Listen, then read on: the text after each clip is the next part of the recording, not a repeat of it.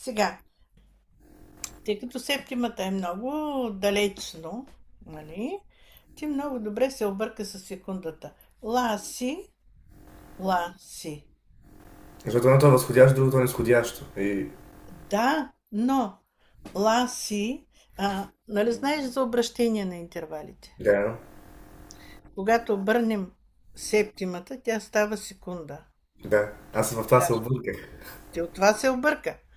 Но когато не е секунда, е септима. Когато не е септима, е Е секунда. секунда.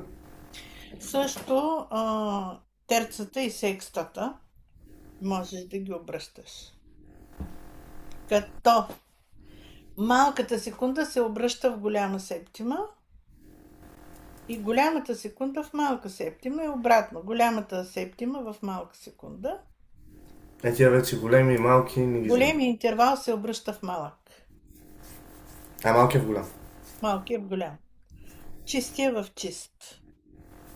Това може да си го запишеш като ориентир. Добре, може да ми го сформирате по някакъв начин като текст.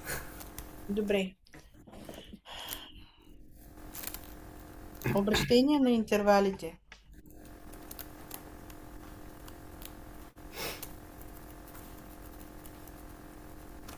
Да. Когато ниският тон на интервала се качи октава нагоре, Тон на октава. да, или високия слезе октава надолу, Се качи. Или високия слезе надолу. да, това е обращение на интервала. Октава надолу.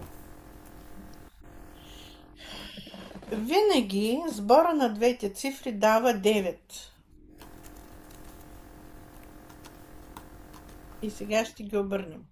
Едно е примата, нали? Да. 1-8 октава равно на 9. 1-8 равно на 9. 8 плюс Да. 1. Примата и октава. Примата се обръща в октава. Нали така? Имаме до. Да, до. До, качваме едината. Остава. Октава. Да. Да. 2-9. Секундата се обръща в 2-7. Извинявай. Става. Демек става септима и секунда. Септимата се обръща в секунда, секундата в септима. Септима. Даже ако искаш, направи не тиренци, ами стрелкички, че едното в другото и обратно Да. се обръщат. Въртят се. 3-6. 3-6. Да. Терцата в секста. 4-5. Точно. И приключихме. Сега почва 5-4-6-3, 7-2, 8-1. Нали? 7-2-8. Обратно. Става обратно. Огледално. Ако искаш си го напиши. Ако искаш просто. Така, написах си, да. Сбора трябва да е 9. Винаги. Да. И като знаеш, че трябва да обърнеш кварта и какво беше бе? 4 плюс колко е? 9? Търсиш до 9 да стане. Да. 4 плюс 5 е 9. Така.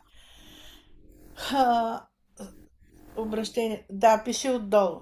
Чистите интервали се обръщат в чисти. Или там пак с стрелкички. Чисти се обръщат в чисти.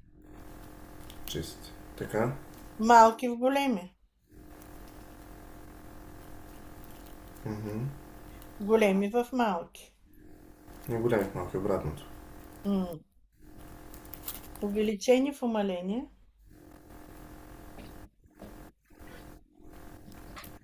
Умаление в увеличение.